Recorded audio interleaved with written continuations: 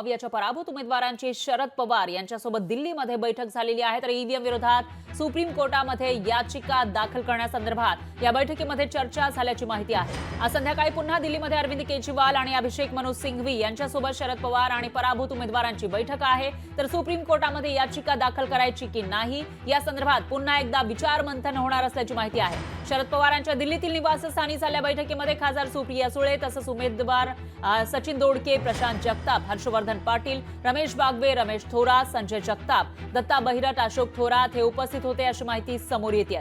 तर पुणे जिल्ह्यातले जे मवियाचे पराभूत उमेदवार आहेत ते दिल्लीला पोहोचलेले आहेत आणि त्या ठिकाणी शरद पवारांसोबत त्यांची चर्चा झाली आहे। आता हे सर्वजण ईव्हीएम विरोधामध्ये याचिका दाखल करणार आहेत आणि त्या संदर्भात ही जी बैठक आहे ती झाल्याची माहिती समोर येते, चर्चा झालेली आहे आणि त्यानंतर पुन्हा एकदा विचार मंथन होणार आहे ही याचिका दाखल करायची की नाही याविषयी अरविंद केजरीवाल आणि जे ज्येष्ठ वकील आहेत अभिषेक मनु सिंघवी त्यांच्यासोबत चर्चा होणार असल्याची माहिती आहे।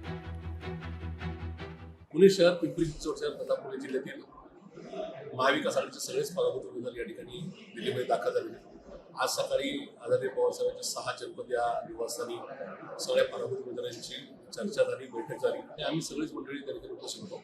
या बैठकीमध्ये दरम्यान आदरणीय पवारसाहेबांनी माननीय केजरीवाल साहेब तथा माननीय अभिषेक मनु सिंघवी यांच्याशी चर्चा केली। आज रात्री 8:30 वाजता आदरणीय पवारसाहेबांच्या 6 जनपद या निवासस्थानी माननीय केजरीवाल साहेब त्याचबरोबर माननीय अभिषेक मनु सिंघवी यांनी आमच्या सगळ्यांचीच बैठक होणार आहे।